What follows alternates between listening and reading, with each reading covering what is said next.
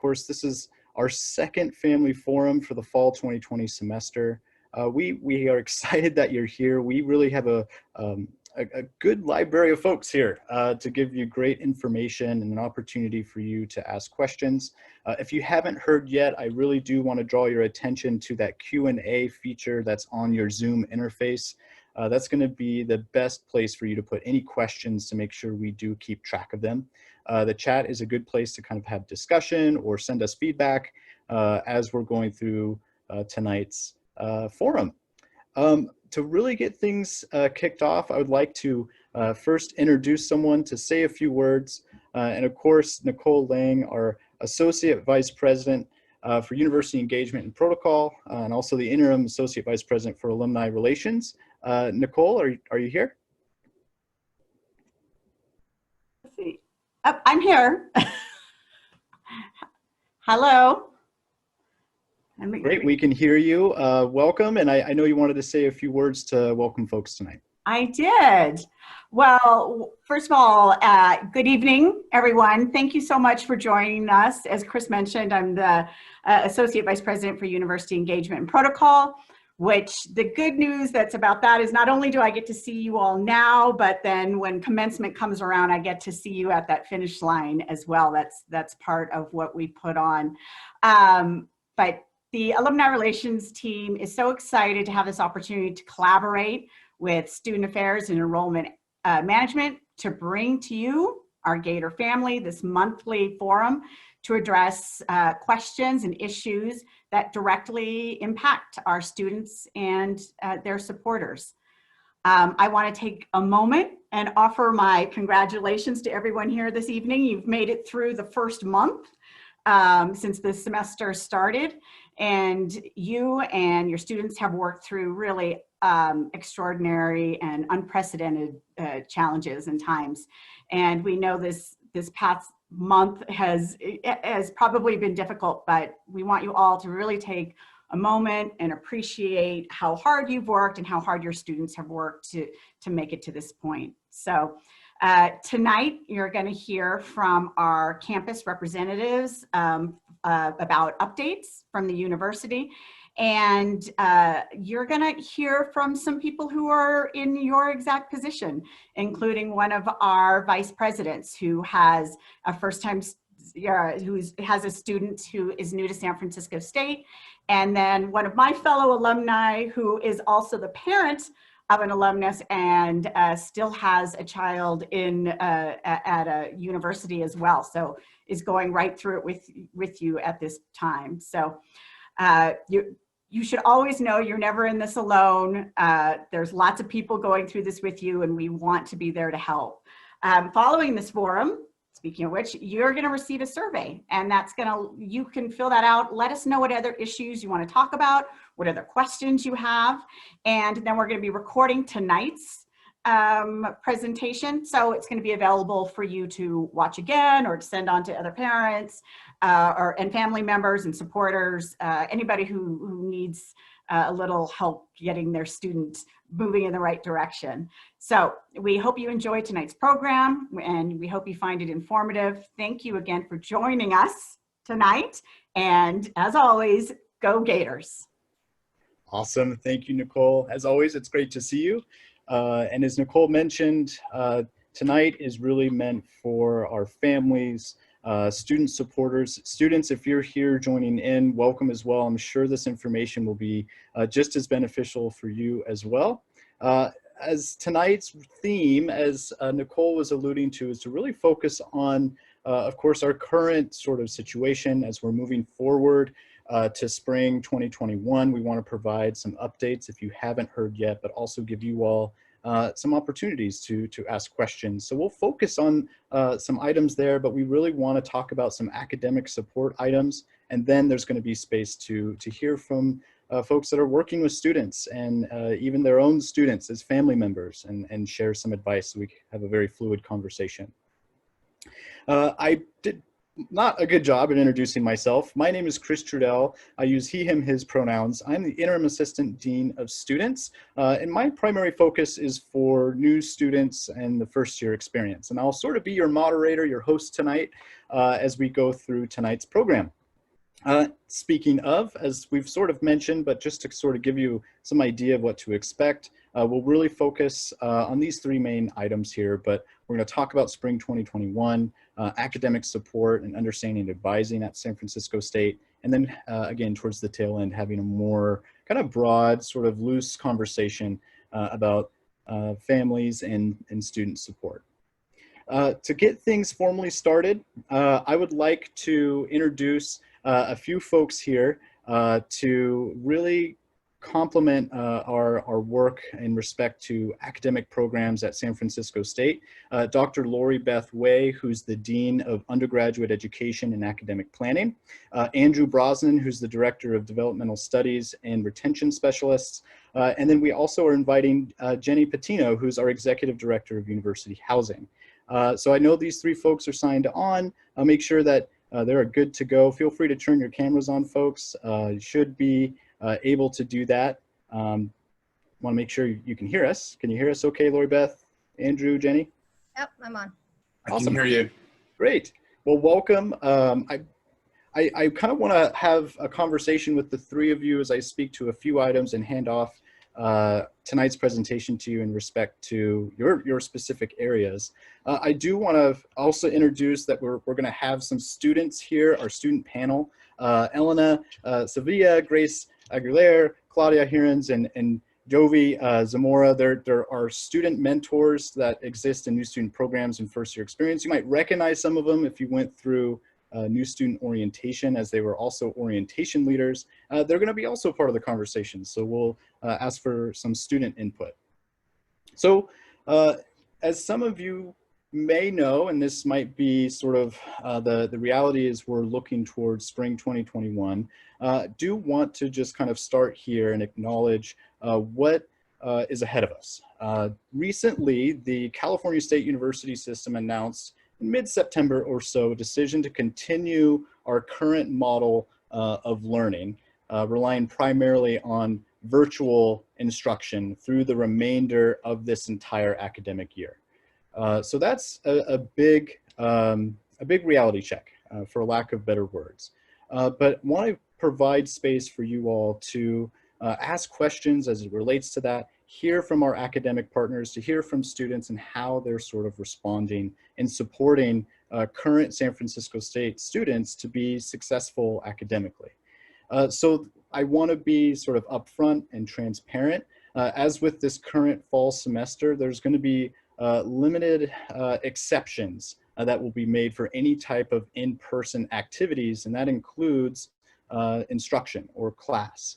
But there's still going to be that primary focus that students have the resources, the services, and the academic experience to progress to their degree. So the university is committed to this, and while this announcement is broad, we invited Lori Beth and Andrew and Jenny, and of course, again, the students, to sort of kind of unpack this and again, give you all some space to do that. So I recognize that in these sort of formal settings, it could be a bit challenging to kind of make sense of all the information here. When you download this presentation after we share it with you all, or if you simply go to the San Francisco State's university's website, you will find these main links up at the top header of the university homepage. And it's going to sort of provide very robust resources in respect to the university's action plan in responding to COVID-19, remote instruction, the services, the offices, the resources that are all available. But you can click those links and really dive deep if you want to know a lot more beyond our conversation tonight. I want to highlight that this is a really winding situation. It seems to be changing week to week, month to month, semester to semester, or every 6 months. And the university is responding in various ways, and we're learning in some ways as we go. And that could be everything from the academic experience, but also through student involvement, through clubs, organizations, programs, and events. So as you kind of reflect on tonight's conversation, know that there's going to be a lot more resources, and we'll likely refer you to some of the content that exists on our university's website so that you can, again, go a bit deeper in the information. So Lori Beth, I'm going to probably hand this off to you at this point to talk a bit more about academics and some of the programs and services that are available for academic success. So Lori Beth, I'll mute myself, but we'll keep an eye on the questions and give you some time to speak to your slides here. Thanks, Chris. So as Chris said, my name is Lori Bethway. I'm the Dean of Undergraduate Education and Academic Planning, and I'm so happy to talk with you. 111 people are on with us right now, which is really impressive and shows how much you care about your loved ones who are attending San Francisco State.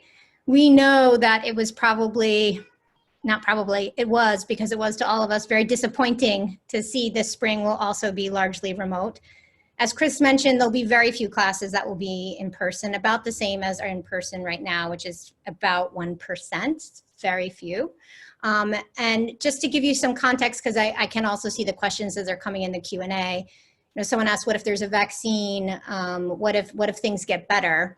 We're dealing at San Francisco State with a couple of overlapping things. One is that we're in a system with 23 campuses. So the announcement that you got was from the chancellor's office that we then forwarded on, which is for all 23 campuses will largely be remote.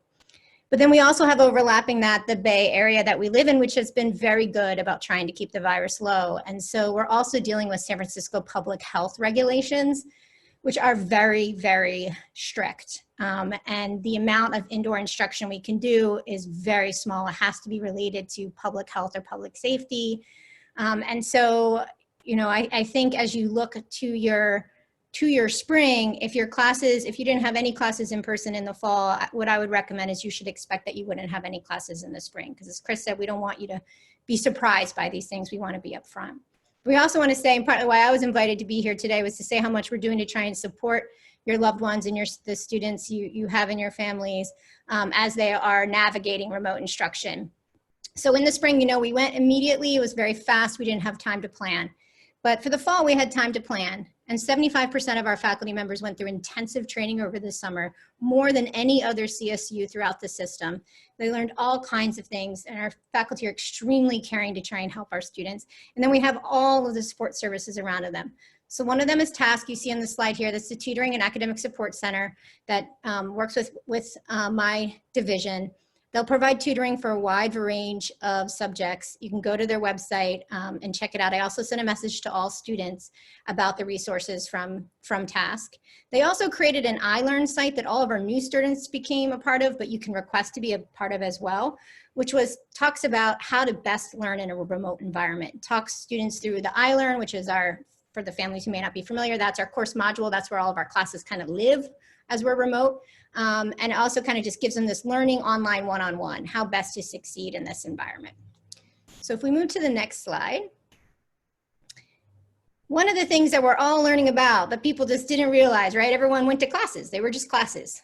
We didn't really think about what are these different kinds of ways in which we might learn online. And so we just thought it would be helpful as maybe you're helping your loved ones, your family members looking for this spring one of the things we've really tried to figure out this year is how to best support San Francisco State students. And what we're learning from San Francisco State students is that they really want to be clear about what they're picking when they pick a class. So you can take a class asynchronous, and this defines asynchronous for you here. So asynchronous means you won't meet kind of the way we're meeting right now. There won't be any in-person or certain time meetings, but the way in which assignments that navigate, there's often video content, there's other ways in which you engage with your peers, but there's no set time that a student needs to meet. For some students, this is wonderful.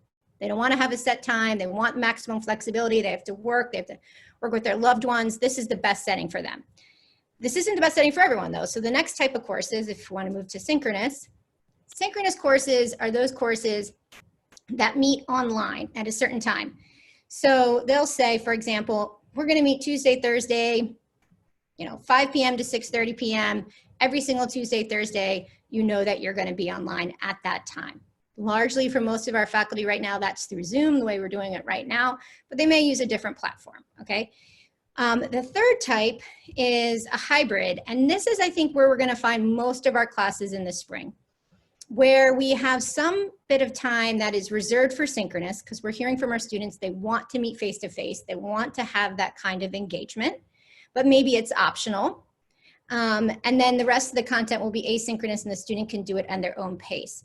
So in all of these cases, the way that you kind of tell is whether there's a time on the schedule or not. So if there's a time on the schedule, then you know that's something that your student, your loved one needs to reserve and not schedule any of the classes at that time or not schedule work at that time. And really, I think what I would encourage families to do is have a conversation around this. What has worked best for them? And we are having lots of conversations with students around this right now where they found like, whoa, I don't want all of my classes to be asynchronous. I want more engagement. So I want some of my classes to be synchronous, some of them to be asynchronous. Other students are telling us they want all of them to be hybrid. So I would just encourage you to sit down and talk to your loved one who's a student at San Francisco State and see what's working best for them, and then help them think about how to schedule in the spring. So I don't know, Chris, do I have any more? And then the last thing here that I would say is that if there's ever a time for students to reach out and get the support that they need, they really need to do it now, because unfortunately, as faculty are a little bit at a disadvantage. When a student comes to class all the time, we can see maybe if they're struggling. When we're in this setting, it's harder for us. And so if you feel like your students start struggling in any classes at all, what we would recommend is they seek out some type of academic support. They could start with their faculty member. They could see what their faculty member recommends. They could go to the tutoring center that I mentioned earlier, TASK. Some places there's course or department-based tutoring, but the best place to start is really the Tutoring and Academic Support Center or with your faculty member. So I'll stay on and I'll answer some questions. Thank you so much for being here. I really appreciate it. And I think I'm going to hand it off to Andrew Brosnan, who works with me in advising. Thanks, Lori Beth. This is Andrew Brosnan, and I'm the Director of Developmental Studies and Retention Specialists. And I want to say what a privilege it is to be here tonight. I know that right now our world is a very challenging world on many levels. So anytime you can dedicate time to something extra is something that's hard to do. Today I'm going to talk a little bit about academic advising. So academic advising is led by our professional academic counselors and academic advisors who are trained to work with students one-on-one and in larger workshop settings right now over Zoom to help them succeed. Specifically, our main goal is to help students graduate. We do that by first getting to know the student. So we look at them as a holistic person. We ask them questions. We figure out why did they go to SF State? What are they interested in? What are their identities? Are they a sibling? Are they a child? Are they a parent? Are they a worker? Are they a community member? What makes them up? They bring whole lives to SF State. And then we start asking, well, how are they interacting with the new culture at SF State? How are they doing in their classes? Are they getting to know their classmates? Have they contacted their faculty for office hours? And once we get to know them and we get to know a little bit about what their strengths are and what their challenges are, we can help them leverage their strengths to overcome any challenges they might be having. And I can let you know that I don't know anyone who isn't challenged their first year of college.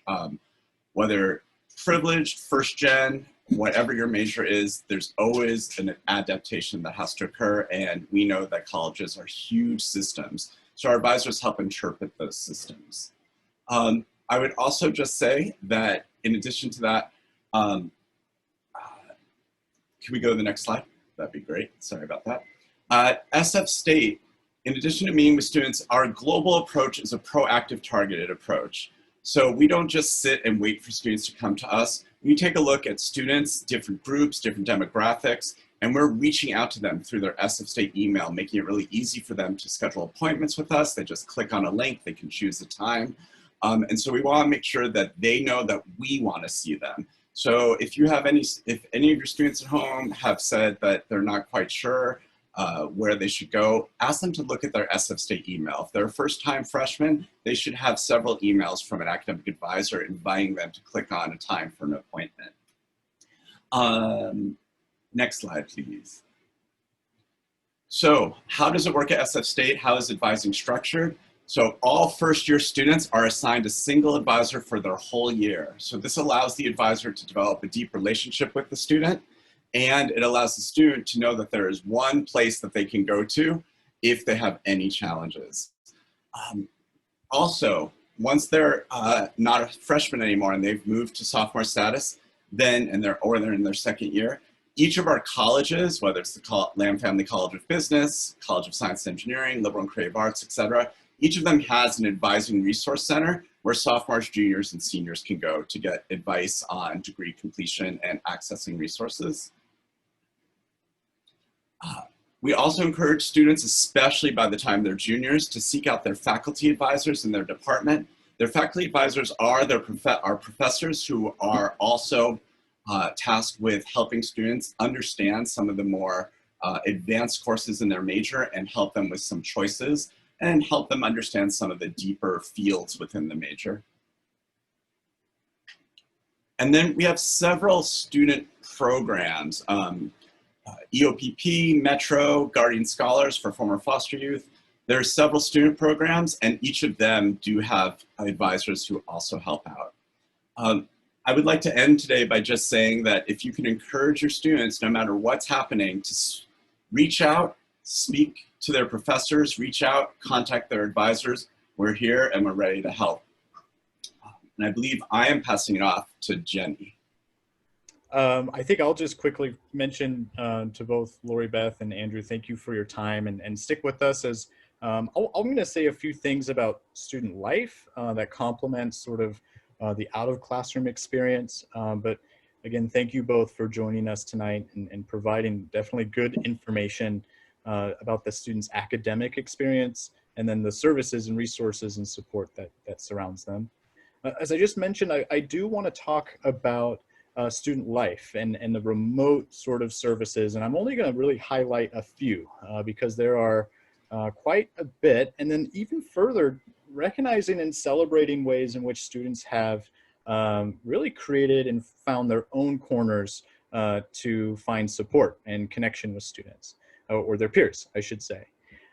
First, I want to highlight our Gator Experience platform. So I'm moving, again, I just want to clarify, I'm moving away from sort of the academic services and resources. These are sort of the supplemental student life, sort of culture, clubs, community and connection and support that aid the student throughout their entire college experience and how we're sort of meeting students in this digital space.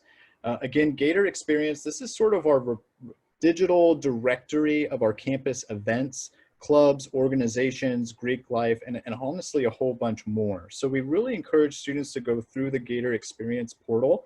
It's where they can find various clubs and organizations to sort of get tapped into maybe personal interests or hobbies that they have, or even academic interests or career goals, or even professional networks that kind of give them a lot more support outside of the classroom when it comes to their social experience. Specifically for our first year students, there is the first year experience, and this is sort of somewhat of a large umbrella that supports students in and out of the classroom. It starts really with their English class. In that English seminar that they're taking, they're connecting and reflecting on personal, social, and kind of academic, in a sense of their first year, experiences that help them engage with what the university is about, what their college experience is about. And then it continues into the second semester in our Area E course, which is traditionally called, you may have heard of it before, lifelong learning, but it's really unique courses that students take that really help them celebrate and again, think deeply about their identity as a college student. So that first year experience is important.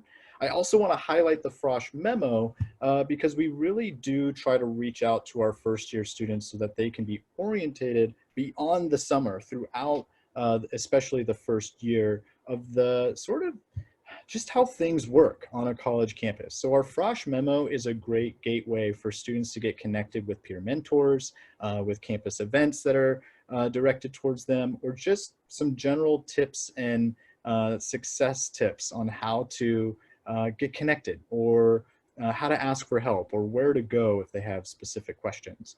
I just mentioned peer mentors through our first year experience and our new student programs areas. We have Gator mentors and peer mentors. These folks, and some of them are here today, are really meant to provide some guidance, some insight, some connection in ways that it comes from a student on how to navigate their San Francisco State experience.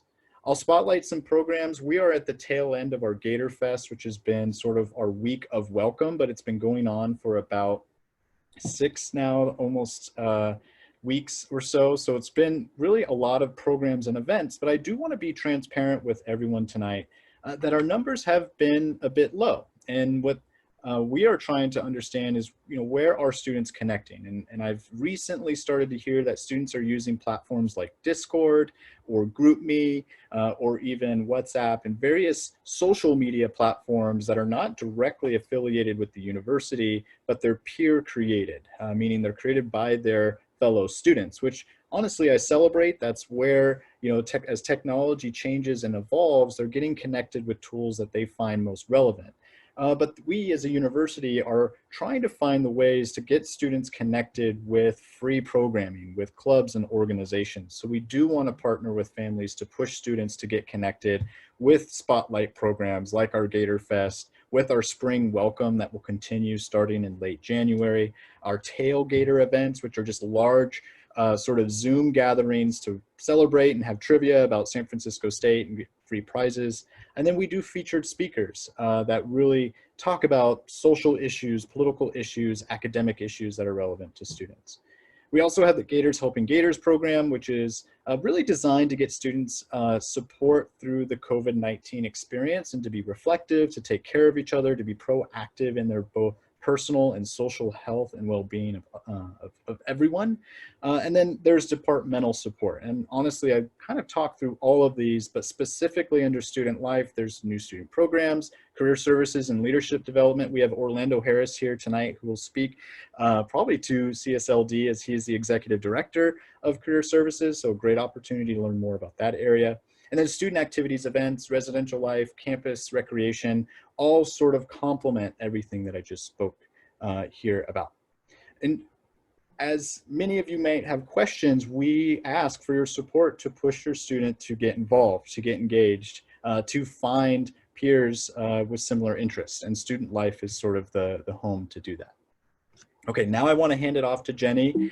Jenny, if you can, we do have some space and time if you want to talk about housing and updates for spring 2021.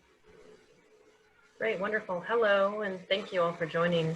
Housing is definitely a hot topic as the year progresses, and I'm also going to invite my colleague Conrad Tobias, our Associate Director of Student Housing, to jump in and talk a little bit about our process going into spring.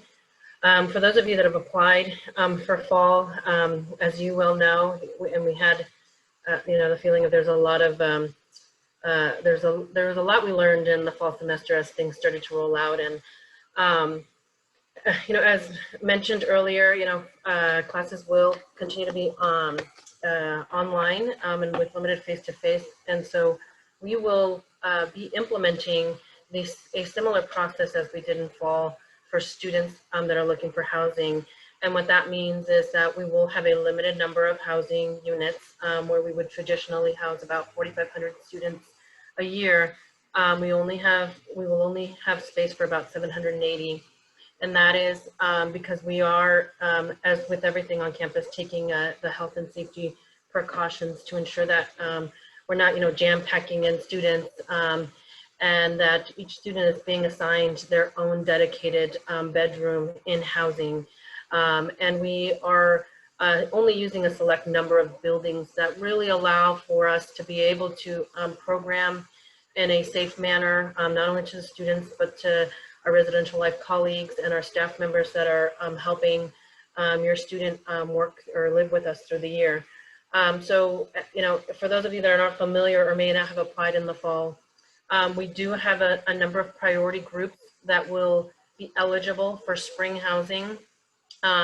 The Guardian Scholar program, students in the Guardian Scholar program, those students are former foster youth, students that are at risk, so students that have the potential of being homeless and or have an unsafe living condition. We also have students that are international students, so those students that don't have the ability to return home and or are currently living with us now will continue to stay. And then those students that are going to have to take face-to-face classes is another priority cohort. And then ultimately, we have come to understand that, outside of these previous ones that I just indicated, there are students that have academic hardship. Conrad can get into a little bit of detail around what that is. But we realize that learning is not the same for everyone, or there may be resources that a student is lacking at home or within their community that only the campus can provide. And so that also will be another priority group that we focus on in this spring as we did in the fall. However, like I said, it will be limited. And so students that don't fall into those criteria and have the ability to learn at home and have a safe place at home, we encourage them to remain at home so that we can manage and mitigate anything that may come from the virus while we have students living with us. And we do have low numbers, as I mentioned before, so we only have about 780 spaces in total that we will offer in the spring. Conrad, if you want to jump in and give us a little bit of a preview on what that process looks like. Sure. Good evening, everybody. Spring 2021 applications for housing begin on October 26th. There are a lot of questions in the Q&A about families who have students who did not cancel their fall housing application. So if that's the case, your application was automatically deferred to spring 2021, and an email was sent out last Friday. So if your student is still interested for spring 2021 housing, all they need to do is respond to that email and let us know that they're still interested, and we'll take it from there with the student.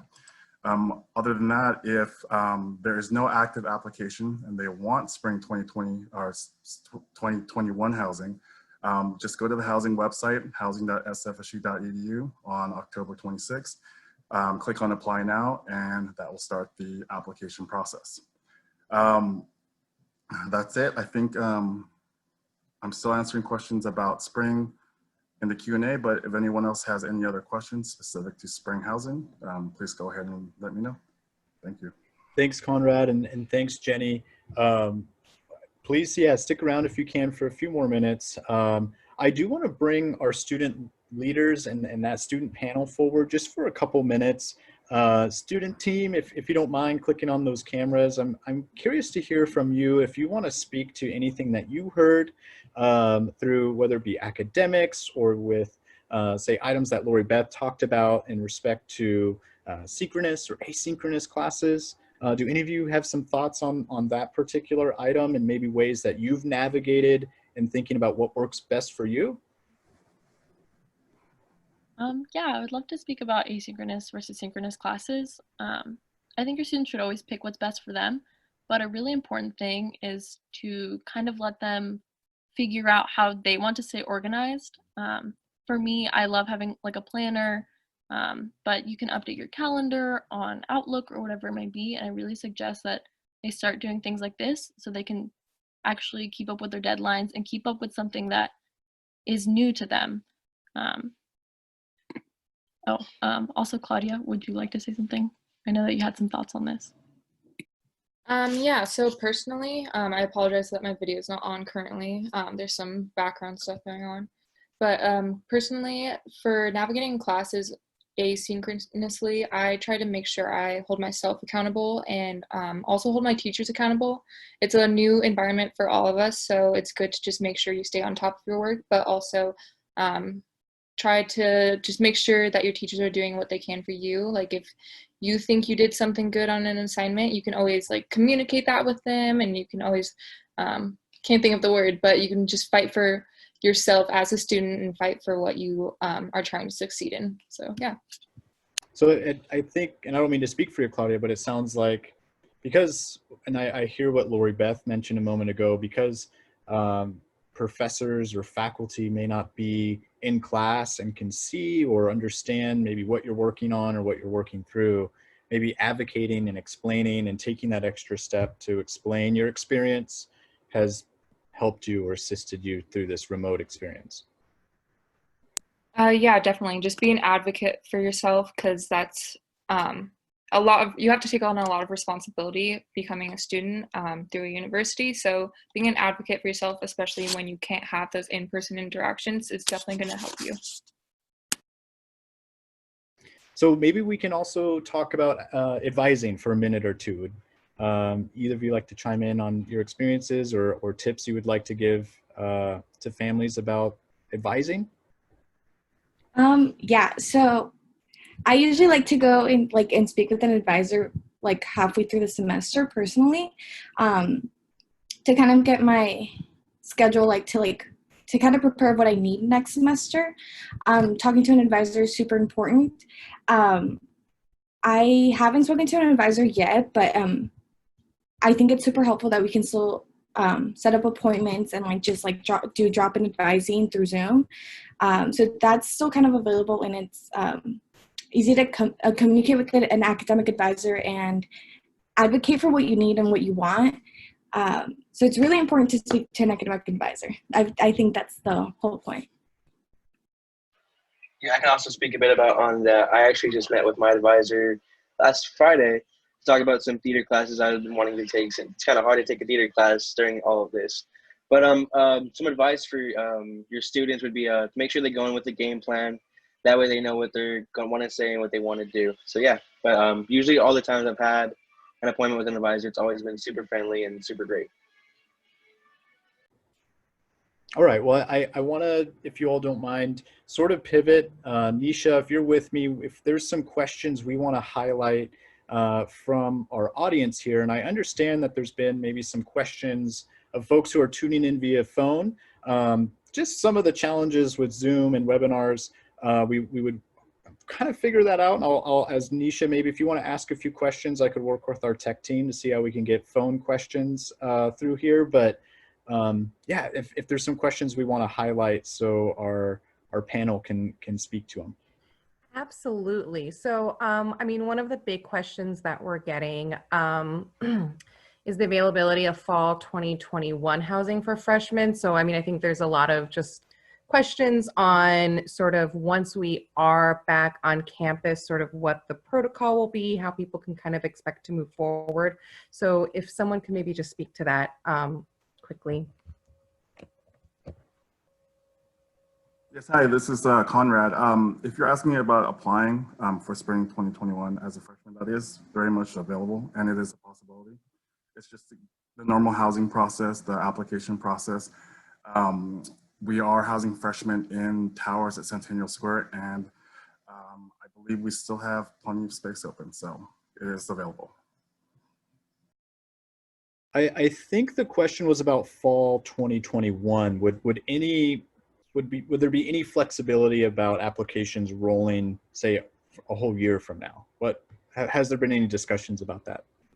Oh, thank you, Chris. Yeah, thanks for the clarification. In terms of rolling the application over, that isn't something that we've opened up or made available yet. However, we can continue to discuss that and see what the pros and cons of doing that are. If there's a big need for that, definitely we'll try to make that an option, but currently it's not an option. As a matter of fact, applications for students who have not moved in for fall 2020 that haven't deferred, their applications are due to cancel on the 23rd. So as of now, rolling over to fall 2021 probably will not happen, but because of this meeting, we'll discuss it further in housing. Thank you. So this is a question actually for our students. I think our students might be able to answer this one. What should a student do if their professor isn't returning their emails? Can you guys maybe speak to any issues you've had where maybe you aren't able to connect to a professor right away? So it definitely depends if it's asynchronous or synchronous. If it's synchronous, I recommend just bringing it up in the class, though it can be intimidating to, I guess, communicate with professors at times. Getting them to know that they need to be replying to those emails, definitely important. And if it's asynchronous, I recommend connecting with other students in the class about this to see if the professor's replying to them. And you can find the other students' emails through the iLearn page as well, like through the class iLearn section. Also, a lot of professors do have like their little forums within their Ireland page where students can ask questions or they can see updates that the professor posted. So students can also look through that and try to connect with the professor on that. But otherwise, I don't know if any of you other students have any tips. Yeah, so I don't know if it's every professor, but all my professors this semester still have their office hours, so I can still log on to Zoom and talk to them. And that way I can ask them any of the questions I have, so like that I don't have to wait until like the end of class to like maybe ask my question in front of like everyone else who's there. So office hours definitely is another way to get into contact with my professors. Great. I saw a good question, and I think, Andrew, you can speak to this. Are all students assigned an academic advisor? Could you unpack that with us a bit more? Yeah, for sure. I was just typing it in the Q&A. Sorry about that. So hey, everyone. All first-time freshmen, where this fall was their first semester and they're not transfer students, they are assigned an academic advisor through the Undergraduate Advising Center. They should see multiple invitations in their SF State email account in order to sign up for an appointment. If a student is not a freshman, they do not get assigned an advisor, but there are many opportunities to seek out advising depending upon their major. I'm going to put for the person who answered that asked that question, I'm going to put my email in the Q&A as well. I'll also briefly mention that all first-year students were also connected with a peer mentor like Grace or Claudia in our panel here. They all have a pool of first-year students that they reach out to, I think at least twice a week. You all are sending out messages to connect with first-year students. So there's sort of an academic advisor and a peer mentor that's sort of on either side of them. Nisha, how are we on time or questions? What's our next best step? So I think, we're still getting a lot of housing questions. That's really what I'm seeing. So if maybe Jenny and Conrad could come back really quickly. I know that they've been able to sort of look in the chat and kind of see it. A lot of questions we're getting is about deposits being refunded. I know we have a refund opportunity through mid-October. So if they could maybe speak to that decision and sort of the consequences of if you decide to get a refund, being able to reapply the next time these applications are open. And also just perhaps, I think there's still a little bit of confusion over sort of what the housing space looks like while we're still virtual. So if they could maybe just kind of come back and speak to those questions really quickly. And then I think if we can move on after that, we can always come back at the end of the forum and continue with the Q&A.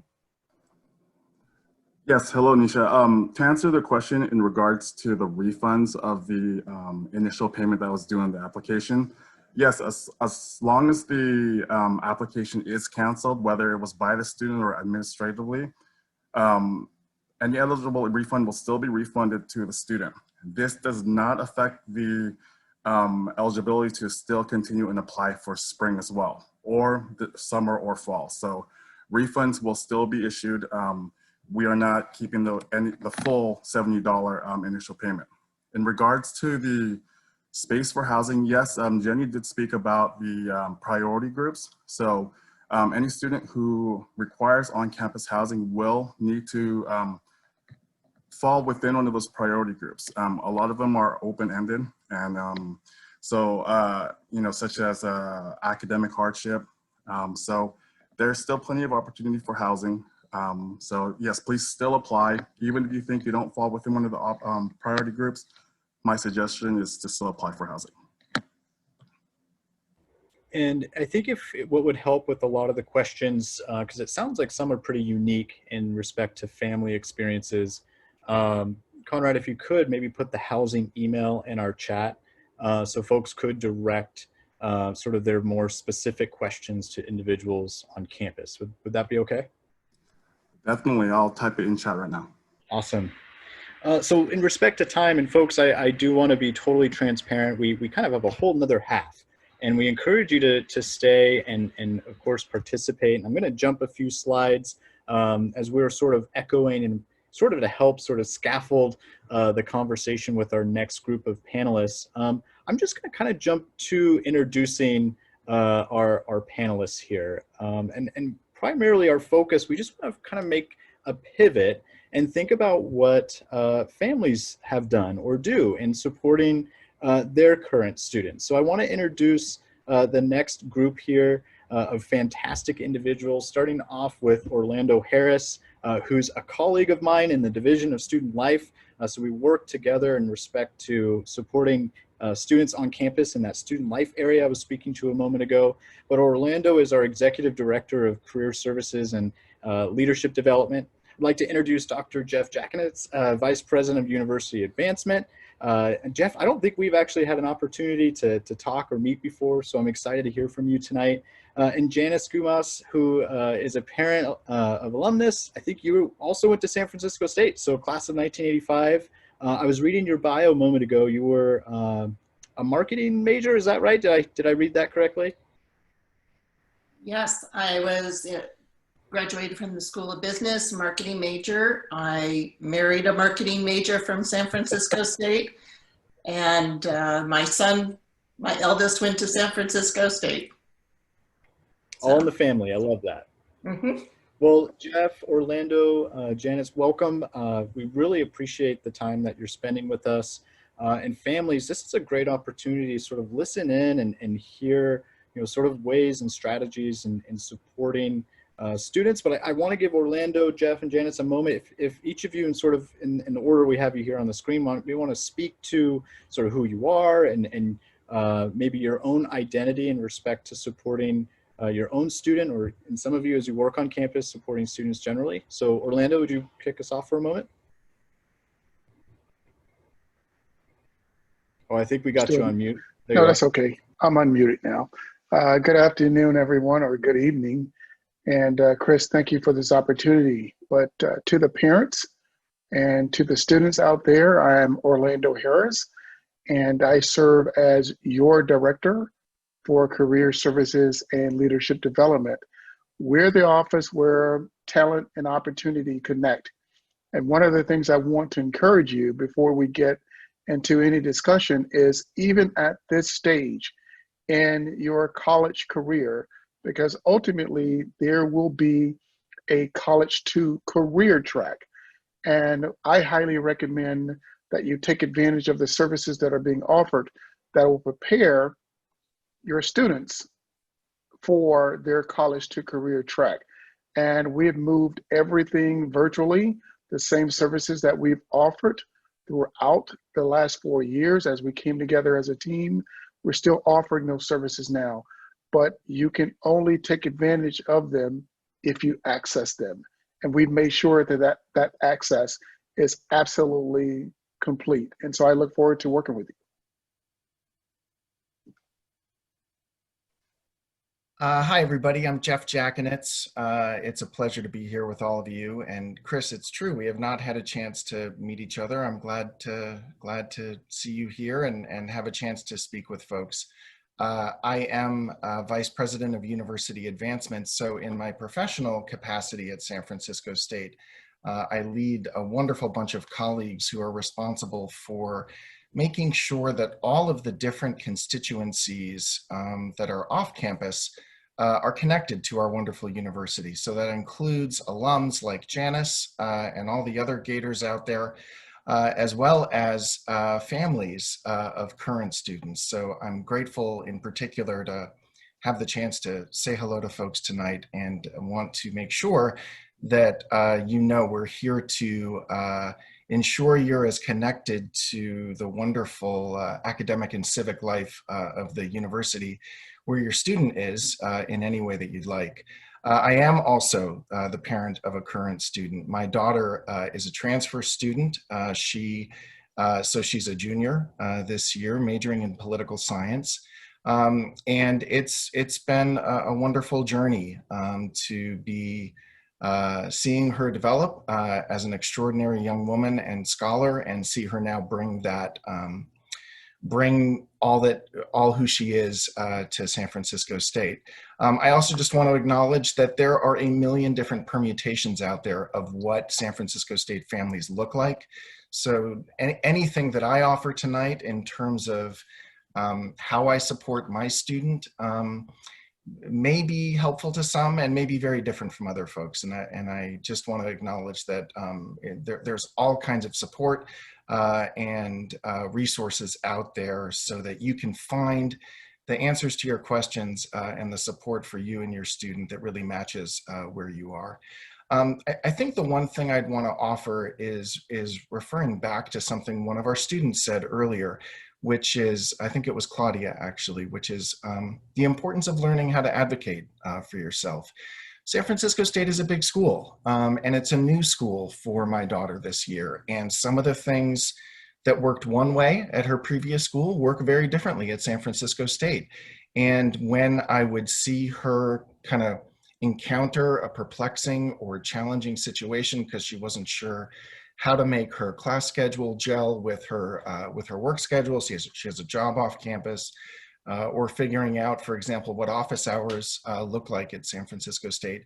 For me, it was just very much about learning how to coach her and support her in advocating for herself and asking her own questions, which requires me to restrain myself and sometimes not helicopter or bulldoze as much as I might like to based on my first instinct.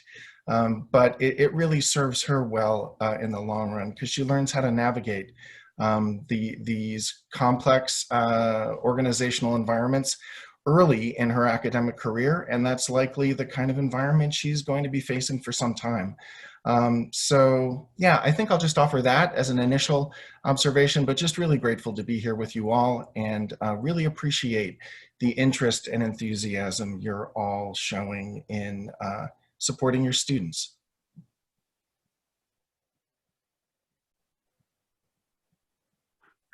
Am I on? Yeah, Janice, you're on. Sorry. I love what Jeff just said. I had the opportunity for 6 years to be the parent family council president at SF State. I had the opportunity to welcome parents year after year when they all moved in, and a lot of them had a lot of questions, good questions about how do I participate and help my student. And you know, it's very hard. We go from being in the classroom with our young children to being able to really call their teachers in high school and be able to talk to, now it's really their turn to do it.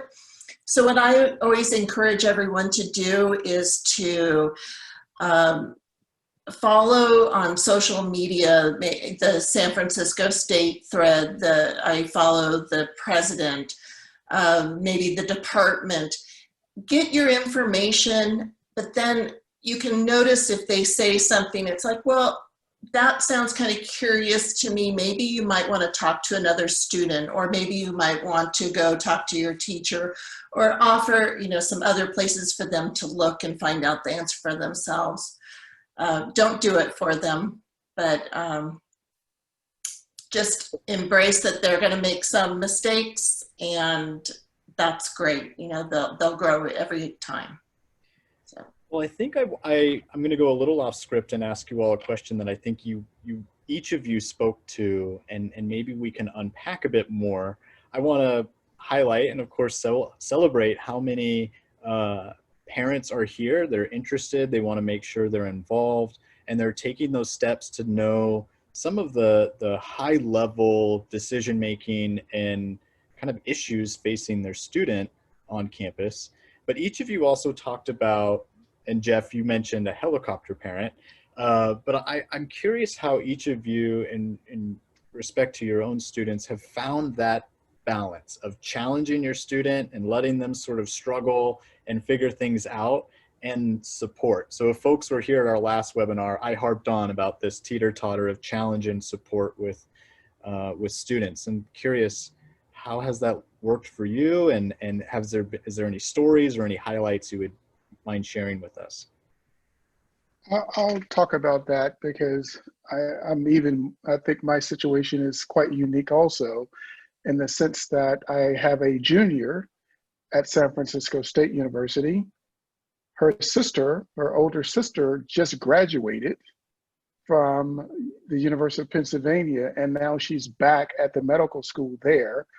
And then her brother, who is in high school. And just to add to that, my wife is also a middle school teacher. So our house is pretty crazy right now House of as far as education. everything that's going on.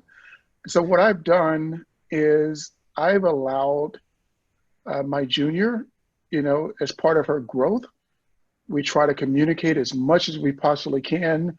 Some simple task as asking how the day goes. We're also fortunate because we live in the suburbs, so we have a home, and I give up my office space. I've made it known to the family that this space is no longer just my space. And if indeed they prefer to spend more time in my space during a given day, then I literally move out of my office and they'll have full access to that office. So we use a lot of backgrounds anyway. You don't know half of the time that I may be in my bedroom sitting in a chair. But in addition to that, one of the things that we understand is that they struggle. And with my junior, I've tried to stay close to her, understanding that she's going to have her own struggles, but sharing with her that more than likely, whatever happens won't be a non-recoverable, as I call it. You'll be able to rebound from it. And in one case, she didn't do so well the semester before, and she struggled, and she was not willing to share that struggle. But of course, when I found out that she had been struggling via getting her grades, then we could have that next level adulting conversation that, you need to make sure that, you're doing your best to communicate also, but then encouraging her to let her know that we've all made these mistakes. Most of us who've gone to college, we've had that bad semester, but it's not about having the bad semester. It's about how you recover. And then asking her, what are the things that I can do, we can do, your mom and I can do to support you in this? And she made some of those clear, but she also realized that she had to own it. And so I said, going forward, that means I'll be able to ask you more questions during this, this past semester, and that we'll have to share a lot more to ensure that you're on track. And so with that, I think that taught her a lesson that regardless, we were going to be there, we would be there to support her. And she came through. She came through from a tough semester, and that semester after, last semester, she finished with a 3.75. And so it showed her that yes, her parents, we're not making this up, we falter, but it's about how you get up and how you move forward. And so that's just one of the stories that I wanted to share with you, students, and also share with the parents, that giving them that space to start the adulting process is really, really important. Orlando, I love that because it resonates. One, I know you and how I'm sure you being able to see your daughter and your kids in general and making that step back. But I think of so many students through this last semester, and as we look forward to the next, how challenging it is and how difficult it is, and we have to recognize that and own it. But it's also temporary. I mean, it's kind of recognizing that there will be change. There will be, we will be on campus at some point. It'll look different, but it's still a learning experience. So thank you. And Jeff, I didn't mean to cut you off. I saw you were about to speak. No, I just resonated so strongly with what you were saying, Orlando. Some really similar experiences, and I think what I'll just offer from my perspective is, our daughter is an enormously independent young woman, which is wonderful, and I think that independence is part. She relishes the independence of having her own college experience so much that really drives her to take a lot of responsibility for her course schedule, for tracking, you know, everything that's due and when that is due. And that's just been really remarkable. She was an interested and responsible student in high school, but she's exponentially more, has a much greater sense of ownership of her academic performance and destiny in college relative to high school. And I think that's largely because she relishes this sense of independence so much and knows that with that comes some responsibilities. And it's also an environment where there are going to be times where you make a mistake. And that's part of what you said, Orlando, that really resonated with me. Just quickly as an example, the institution she was at for the first 2 years of her college was on the East Coast. And so when COVID hit this past spring and everybody had to come home, she still had to take her classes, but 3 hours earlier than everybody on the East Coast. And she did a great job of tracking everything. But when finals came, there was a final that she completely missed. It was set to be at a particular time, and she just had the time wrong. And she didn't realize that she was wrong until she logged in and the exam was closed.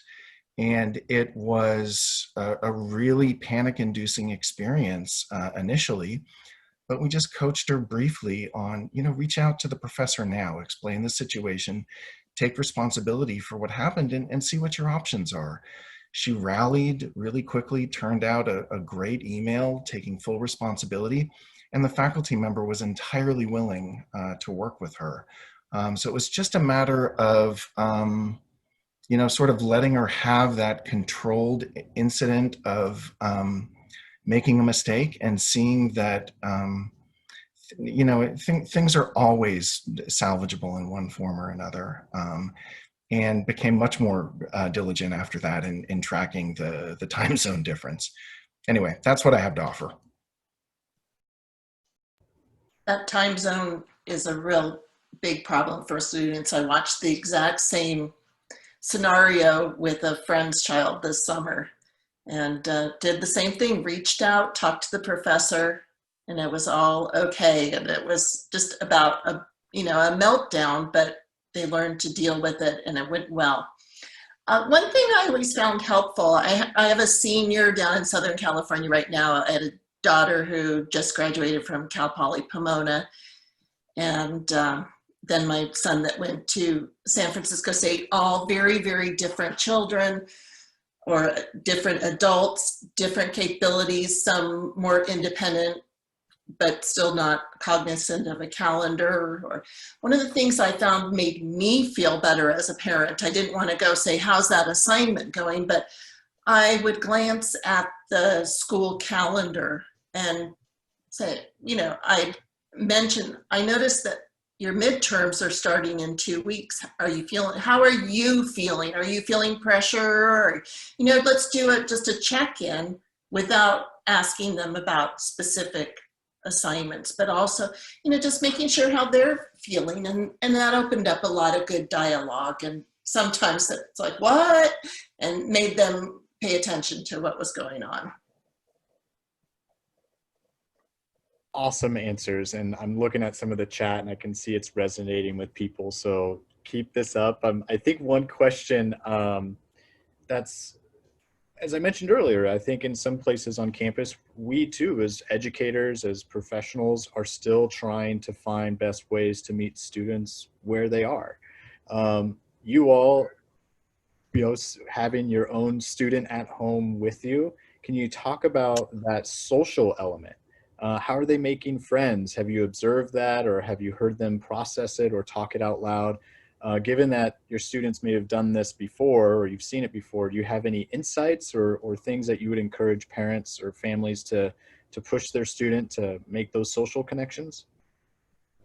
Well, we have an advantage because, of course, Hallie being a junior, some of the friends that, she has now from San Francisco State, she had already made them. And in their cases, I know of recent, the last 3 weeks or so, they decided they would meet up at a park, social distance. They would actually make it a picnic, and that's how they kept, that person-to-person relationship going. But when you're talking about first-year students meeting up with their peers, it becomes a little bit more challenging. So one of the things I would suggest, and it's not just me doing a plug because I'm going to plug it, but we offer other programs that allow you to connect with students outside of the classroom. For instance, this semester, this coming Thursday at 2:00 p.m., we'll kick off the newly minted Gator Leadership Circle. And Gator Leadership Circle is designed for first-year students. It's really focused on first-year students to help them in their personal and professional growth. But what comes out of that, one of the ways you can connect with other students like yourself is to join or participate in programs like that, the Gator Leadership Circle. We sent out an email, we marketed it. So one of the things I can tell you is that every single student received information on Gator Leadership Circle. Whether you acted on it or not is a different thing. But what will happen is that out of something like Gator Leadership Circle, you'll meet others who may be in your same geography, right? Because we have students all over. We have students in Southern California, students in Northern California, but you'll meet new students who may be in your specific area.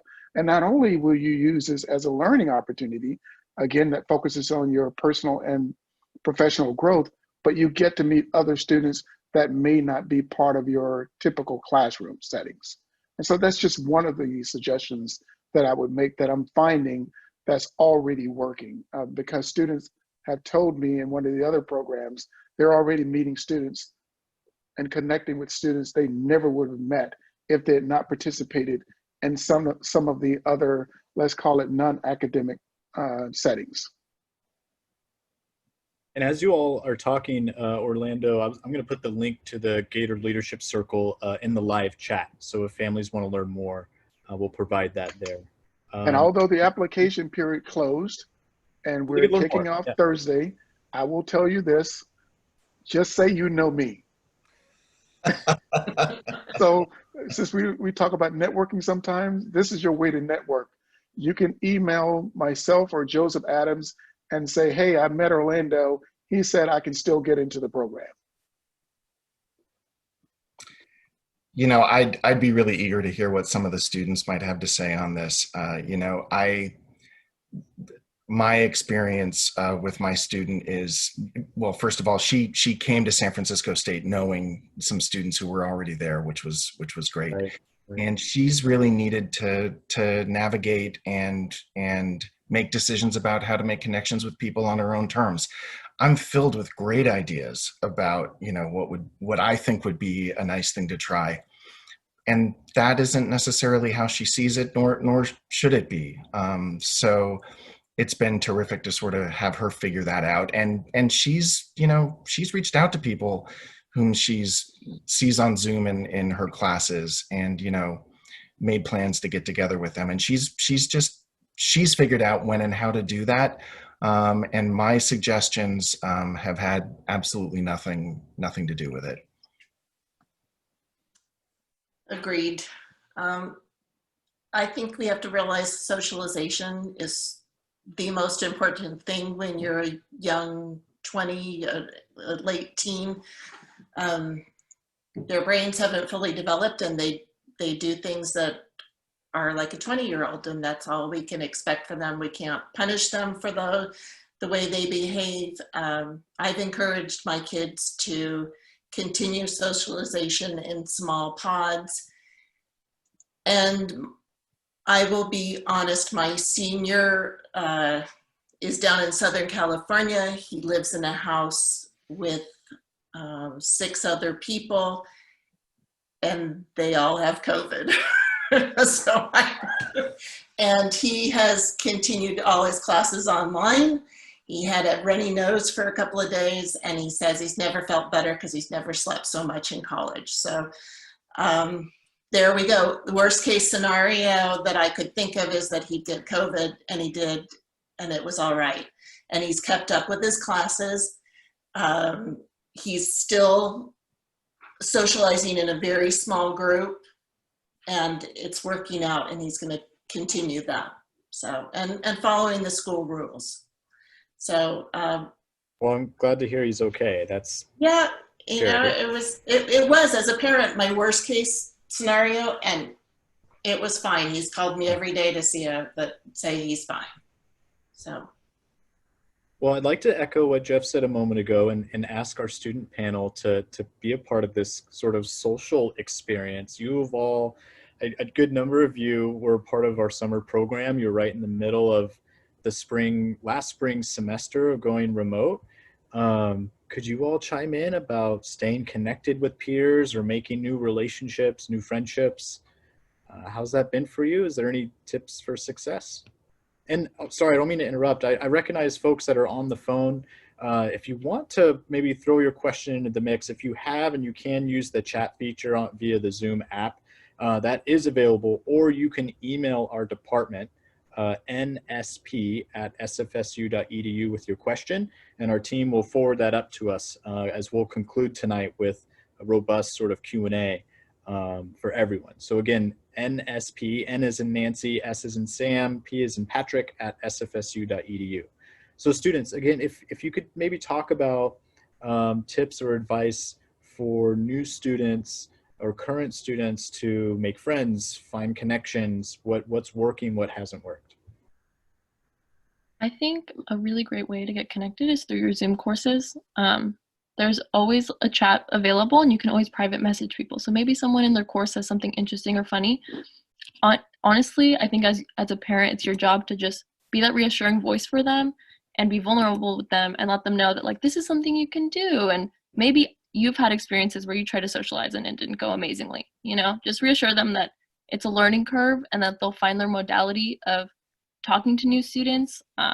Obviously, it doesn't have to be in their courses. We host a lot of events. We have Gator meetups and stuff like that. I would just suggest they try to look into those things.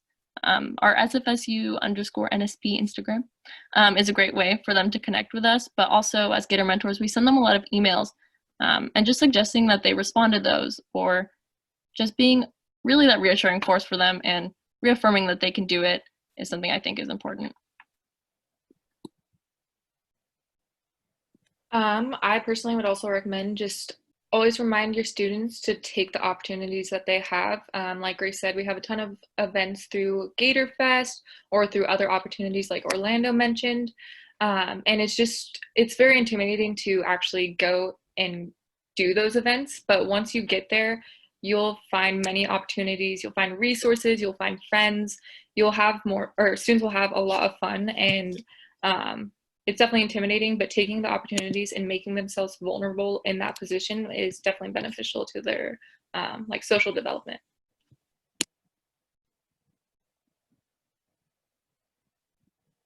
So I'm curious, I've had the privilege of getting to know the students here tonight pretty well. I was able to be in a class and we talked a lot of things about like leadership and whatnot, but I kind of want to ask you all, like, rewind to fall 2019.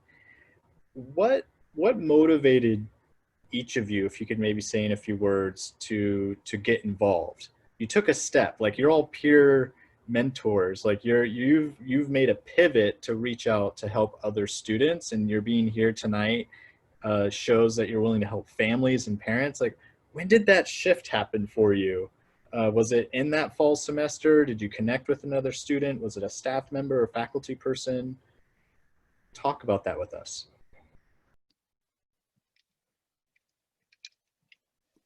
For me, I had an RA. She was just so involved and so excited and really there for me throughout the school year when I was struggling. And to see that, I was just super inspired. I wanted to be able to help people, and I wanted to improve and grow, and I wanted to be like a reflection of that. So she was a really important mentor, and I think finding mentors outside of necessarily your parents or people you've grown up around is super important. And for me, that was an RA. For your student, it could be anyone else on campus. That's why I suggest getting involved in clubs and connecting with other students.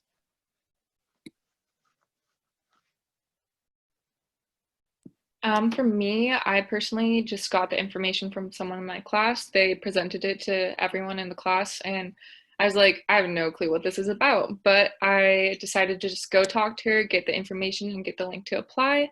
And I was like, okay, it could be a good opportunity to connect with others, develop more of my leadership skills, and also become more educated about SFSU as a whole. Which I'm really glad I took the opportunity because I've met so many people who I consider like some of my closer friends and my family. And it's just also allowed me to get super connected to the school and feel very impactful in what I'm doing. So yeah, definitely take opportunities. I actually heard about this through Claudia, and it kind of made me realize that this was a great way to like meet new people and kind of like help people realize that they can find so much support throughout the university, because I felt like that was something that like I kind of lacked my freshman year. Like I didn't really seek it. And I felt like if I could be there and just show these people that the support is here, all you have to do is like come out and like ask for help or whatever.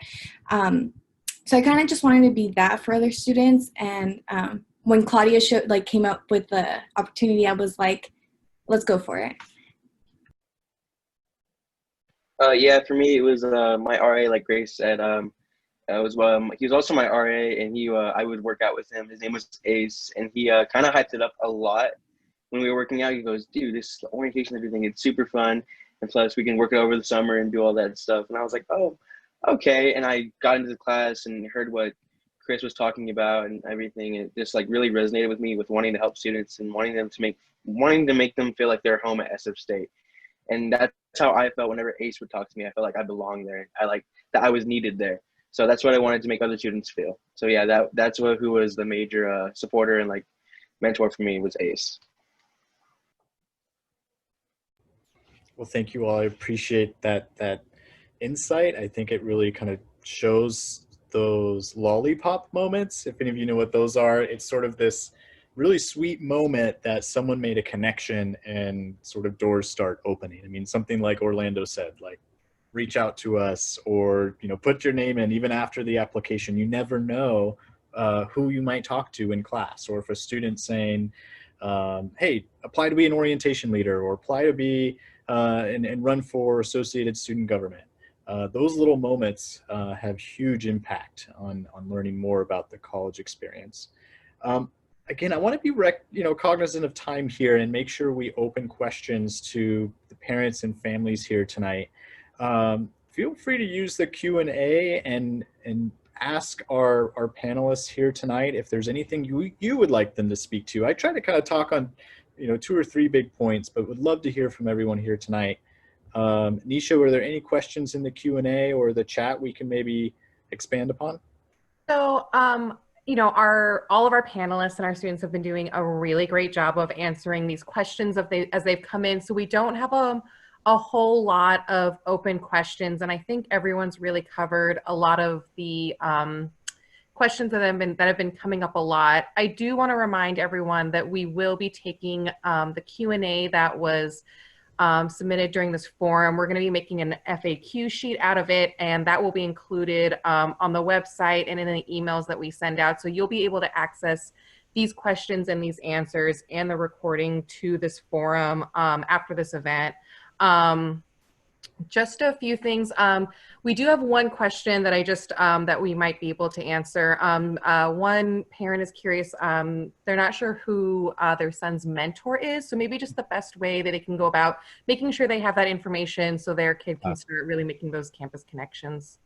Well, I'll take responsibility to answer that one. So they can reach out to new student programs. We'll be able to find out who their mentor is. We encourage you to tell your student to look through their emails. That tends to be the primary form that mentors are reaching out. I'll be honest, and it might be new to our student panelists here, but we're probably going to reach out via phone calls here in the coming weeks, so they can expect a phone call from their mentor. But the best way would probably to contact new student programs, or you can email me directly. And I will put my contact email and department email in the chat, and we'll look into that for you. Just let us know your student's name and we can do that. And again, check the chat for my direct email and our department address.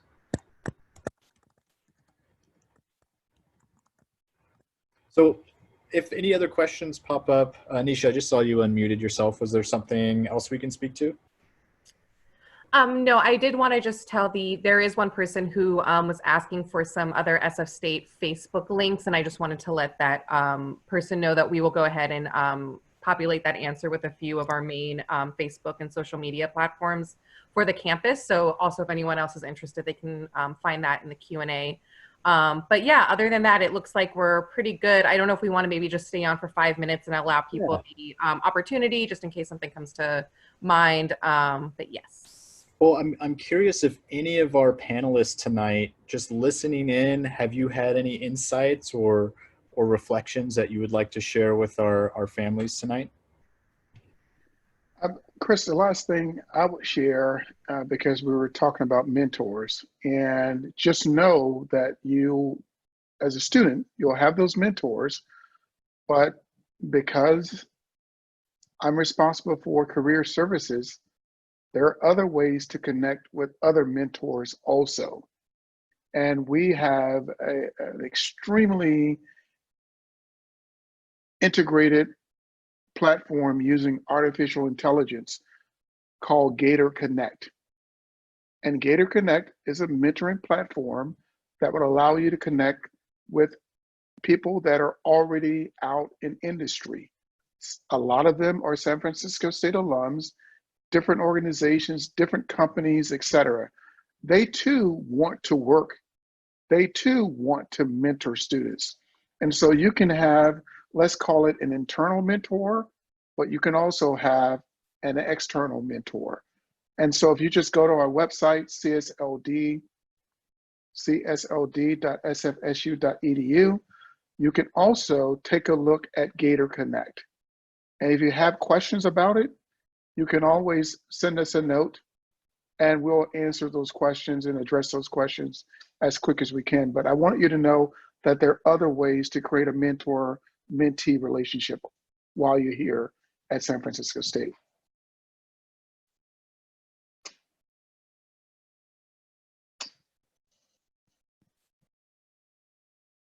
And Chris, there was one other question that people might be interested in. For transfer students, can you maybe speak a little bit about peer mentoring and sort of mentoring in general for transfer students and, you know, make sure that they can utilize the same way that first year students can? I believe there are transfer mentors, and I'll be transparent. It's not as, say, robust as, say, our 40-ish first year peer mentors. But as Orlando was just speaking, the network is pretty robust across campus and off campus. But through our transfer advisory committee, there are transfer peer mentors. I think their outreach wouldn't be as, say, one-on-one. It's maybe a little bit more of transfer students seeking out those connections. But we can definitely respond with some links about transfer resources and transfer, say, mentors. But again, for our first year students, we're definitely a little more, say, intentional in making sure that we're directly reaching out and kind of catching first year students because the learning curve can be so sharp. That's not in any, say, note that transfer students have it 100% figured out. The transition can be sometimes even more difficult from one institution to another, but it just looks very different.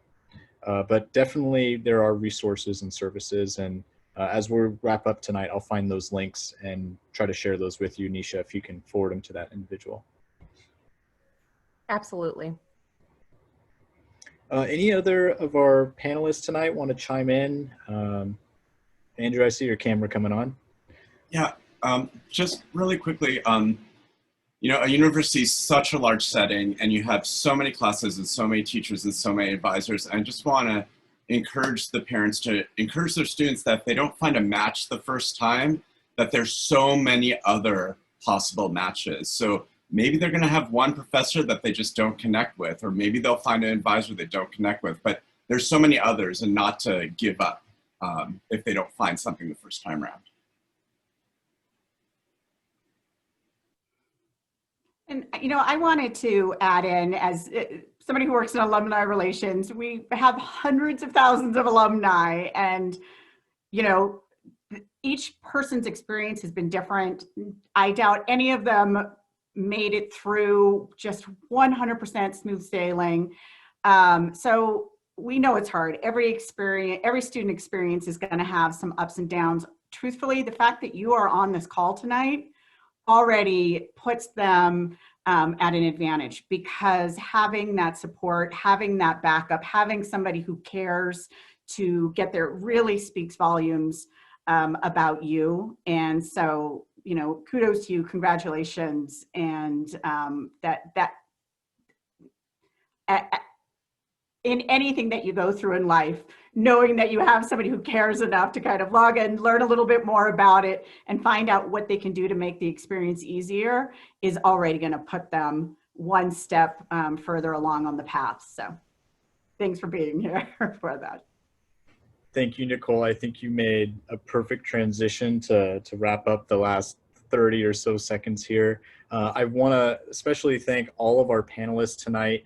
That was a lot of information that I think, again, speaking to the size of the institution, the services, the resources, and then just the challenging times that we're in, there are a lot of people who care for the greater good of student success. And really do believe that it really does take all of us, the family, the student supporters, peer mentors, students with students, staff, faculty, and everyone alike, to have every student be set up for success and be supported throughout the entire college experience. And families play such an important role, and we encourage you to continue to come back to these forums.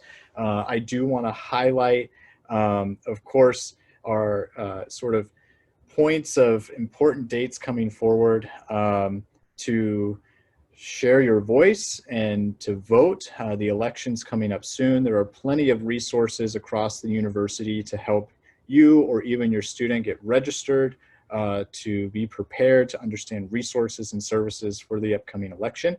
So really encourage meaningful reflection on the upcoming election.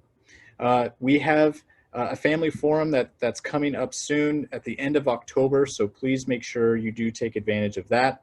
We'll send out a lot more information as that date approaches. We're still building our panel together, but definitely something to look forward to at the end of October. And then again, please reach out to this team, folks you met today. New student programs tends to be a good space to reach out to if you have casual connections, or excuse me, questions, so we can get you connected across campus. And again, applaud you all for being here tonight.